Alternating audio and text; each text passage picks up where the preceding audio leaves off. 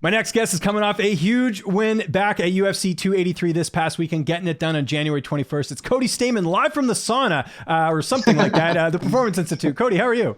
I'm great, man. Yeah, I was just doing some water unloading in the hot tub. I blew up so bad on that flight, that 10-hour flight. My ankles and my face and just everything, every part of my body just got so swollen from that flight. It's happened before, like long flights and me do not get along. So I'm trying to sweat some of it out in the UFC hot tub right now. So what, you do the hot tub and do you do anything else? Like, how do you get rid of the Yeah, swelling? yeah. I'm in a hot tub. I'm gonna take a ton of anti-inflammatory type vitamins and stuff, and hope after a couple of days of just pounding water and sweating, I can get rid of this because it's a pain in the butt. I literally have cankles right now. My ankles are so huge, like it doesn't even make sense. That's crazy. Yeah, I don't have to deal with that, thankfully. But I'm not on long flights either or fight for a living. How was the overall experience in Brazil, man? Aside from getting the win, what was it like getting to compete over there? It was like Rio's beautiful. Like where we were was like right on the beach. It was a beautiful hotel. The fans and stuff. The hotel absolutely, great. Like very cordial, good people. I really enjoyed the experience in Brazil.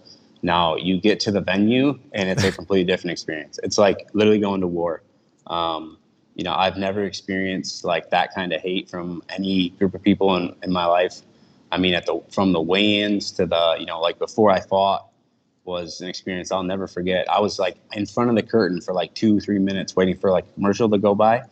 And it was just nonstop, just beep, beep, beep, beep, just people throwing their empty beer cans at me. Some guy tried to spit on me. And like, this is like all before my song's about to play and I'm about to walk into the arena. So like that experience for me was insane. It was just the most hostile environment. And then you go back to the hotel and everybody wants your autograph and wants to take pictures with you. And it's just like I feel like I just saw you at the venue and you were like screaming, you're gonna die. You know what I mean? So definitely a crazy experience. Like the Brazilian fans are rowdy, but they really stick by their people. So, I kind of actually, in a way, respect them. For sure. Let's talk about the fight itself. Goes the distance. What, if anything, surprised you about your opponent that maybe you didn't expect? Just his toughness, like really his toughness. I knew he was going to go out and kind of blast kicks and, look for takedowns. That's why I was moving so much. I never really wanted to set my feet and give him the opportunity to, take those shots because he's a very accomplished black belt. I think he's a black belt world champion, Brazilian world champion, or Brazilian champion. I knew I didn't want to be on the ground with that guy. He's got 10 straight submission finishes, like very, very dangerous opponent. So I knew I had to fight him with a certain style, and I felt like I executed the game plan perfectly. Like going back, there was a lot of opportunities maybe to do a little bit more, but also, every time you jump into the fire, you run the risk of getting burnt. So I felt like maybe I was in and out just the exact perfect amount for, the type of opponent that I had. And I think Luan honestly is going to do really, really well in the UFC. I think he'll be a well-known person soon. Goes to the scorecards. You've had close, Yeah. you've had close fights before, but how are you feeling in Brazil of all places, right? You talked about the fans. How about the judges? How are you feeling going to the scorecards? I was actually really confident just because I could hear the shots that I was hitting with landing. You know what I mean? Like I knew kind of what the optics were, and like if you were cage side, you could see that like none of those kicks that he was throwing on my body were landing. They were hitting me in the arms. And, watching the fight on TV, I felt like it was closer than it really was. I still felt like it was very obvious that I won the first 2 rounds, like obvious enough that I really wasn't, surprisingly enough, worried about the judges. Like I really thought for sure that it was going to be a 29-28 scorecard all the way across the board. And it was. So, I think they got it right. I mean, just having been in the fight, I knew, I think they said that he landed like 40 body shots. And honestly, I think it's probably more like 2 or 3. Hitting someone in the arms is not landing a punch. You know what I mean? If I block a punch on my arm, that doesn't count as a landed shot. So, I mean, my defense I felt was maybe the best it's been in the cage. My movement was maybe the best it's been in the cage. My offense, I could have done more, but I'm pretty happy with the way I performed. How did you celebrate after the win? I know it was late over there too, so you couldn't really do too It's much. really late. I mean, there was really nothing to do. You know what I mean? Like, you get all the warnings about like going out in Brazil, like, hey, go out at your own risk, like you might not come home. So we just went back to the hotel and then literally watched the fights in the lobby on our phones. So everybody's got their phone out and they're like streaming the fights on their phones because they won't put it on the TV. So like there's everyone in the lobby is everyone's simultaneously watching, you know, at different tables watching the fight. You know what I mean? I just really wanted to watch Jamahal Hill win a world title. That was the only fight. You know, I obviously Brandon Moreno too. I was excited to watch him fight. And you know, those guys got it done. So it's a great night. I didn't sleep. I went and watched the sunrise on the beach. Ended up falling in the water and like soaking my phone. So like, what happened there? Yeah. I was really I'm sitting on the beach, like just enjoying the sunrise, just beautiful by myself, just kind of just taking in the moment, just happy with the whole night and everything that happened. You know, I had a pretty good buzz on. And I'm sitting there, and the waves are, you know, coming like a couple feet from me, and all of a sudden one wave just comes and just topples me, just takes me out, and I just roll down into the water, and then another wave hits me, and I'm like just rolling around, flailing around in the water, trying to get back to my feet, and I finally do, and I'm completely soaked, like drenched head to toe, lost one of my sandals. I walk back to the hotel with no sandals on, just completely soaked. And like as soon as I get back, like everyone that was kind of in the main event, co-main event, are like walking into the hotel and they're like, "Dude, what happened to you?" And I'm like, "I don't know, man. Like, I don't know." It's not even like a good story. It's just like, so the ocean. So while you defeated a Brazilian in Brazil, the ocean did in fact defeat you. The ocean took me out. The ocean took me out. Yeah, it was embarrassing. And by the way, you mentioned being in the lobby. No one had a tablet or anything, so you had to watch on the phone. Yeah, one person had a tablet. But there were like 40 people surrounding the tablet. So like I wasn't even about to get up, and like, yeah, it was just crazy. Like literally, like there's a huge flat screen TV, and we're like, "Can you put the fights on? Can you put the fights on?" And they're like, yeah, "No, we can't." So like the Blacklist is playing on the TV, and there's 90 phones out, and everyone's just watching it on their phone. So yeah, it was really the strangest fight after party I've ever had. What was it like seeing Jamahal Hill win the title as a fellow Michigan native? I was ecstatic for the guy. Like I've known Jamahal. Like we were actually talking before the weigh-ins. We were talking about, and I was like, have we fought together before? He's like, motherfucker, you don't remember? He's like, I've been on like 4 or 5 of your undercards, and I'm like, well, now I'm on yours, bro. So let's fucking make this happen. He was like, hey, every time that we fought together, we both won.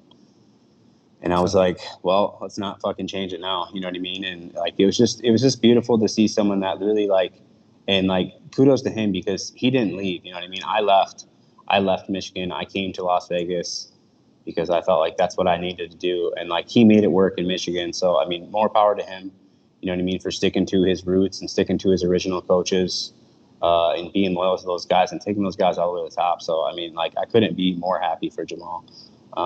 I just think it's beautiful. You know what I mean? Like stories like that it's such a long shot for him to make it, and he did it. So it's awesome.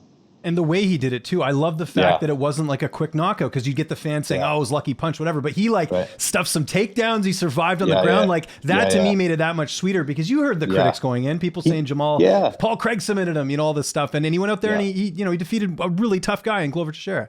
Yeah. I mean, he beat Glover Teixeira, who, you know what I mean, like gave Yuri everything he could handle, and like he beat him, like beat his ass, like you're saying. Like it was a lopsided beating, you know what I mean? He was in danger spots. Glover had opportunities to capitalize and he couldn't do it, you know what I mean? Especially like when he was in mount towards the end of the fight, I was just like, no. Just like freaking out. And of course my phone froze. So then, I was like standing on a table trying to watch the tablet. And like, you know what I mean? For him to like get free and then get back on top and like still like be pushing the pace and still be going after a finish, you know what I mean? Like that's the UFC champion that we need at that weight class, you know what I mean? So, I mean, in my eyes, Jamal's best in the world, you know what I mean? Like when Yuri comes back, obviously that's going to be a great fight, but like Jamahal showed that like not only is he like a very good athlete and very well-rounded martial artist, but like when you put him in those deep waters and those bad situations, like he's not going to melt, you know what I mean? The dude's got ice in his veins. You know, I saw him all week, we were talking all week and like he was so relaxed. It was so strange. I mean, I thought he'd be more nervous. I thought he'd be a little bit, you know what I mean, kind of like feeling the weight of the moment and like absolutely nothing. Like, he was calm as could be. You know what I mean? Like, he's like, I'm about to be a world champion. And I was like, I believe that, dude. I really fucking believe that. You know, but like, you got to go do it now. You know what I mean? And he did. So, fuck yeah. Before we get you out of here, when are you looking to get back in there? I know you just came back from Brazil. Probably want some time to chill out. But when do you want to have that next fight? I mean, I'll fight in 4 months. You know what I mean? Like, I have no injuries outside of a swollen fucking body from a plane ride. I have nothing. I literally didn't get hit in that fight. I haven't been hit in a fight in a long time. I'd like to get into a war in my next fight, and yeah, I could do it as soon as 4 months. Any opponents come to mind? Any fun fights you're looking at in that weight class? You thinking that would be a good one? There was a guy that fought a couple fights before me, Daniel Marcos. Marcos. Yeah. Yes, he's 14-0. Yeah. I like the way he fights. I feel like that would be stylistically, like, him and I could slug it out and get it done. Like, that would be a fight that I would absolutely welcome. So okay. Yeah, tag him in this time. I want to fight him and his red hair. Okay, we'll do. And before we get out of here, are you going back to Michigan at all, or are you just going to stay in Vegas and then maybe go to Michigan later? Yeah, I'm gonna head home maybe this weekend. Nice. Just see the family for a few days, and then yeah, I got some hunting trips planned, and maybe nice. like a Caribbean vacation. So look at you, man! You got everything lined up. Yeah, I'm gonna take a little time. It's been a long time, you know what I mean. I kind of haven't had like an actual vacation for myself, and I can't even remember. So like, I really do need to take some time and like just chill. Does your girl come hunting with you too, or is it just a guy's thing? No, yeah, just me and my dog. Okay. I kind of like it that way too. I like just. Yeah. Hey, I get it. That's why I golf. So I love people, but I hate people. So yeah, I like hunting by myself. Cody, thanks for doing this, man. Always appreciate it. If there's anyone you'd like to thank before we get out of here, any sponsors, any social media, I'll give you the last word. I would just like to thank me. Sounds good.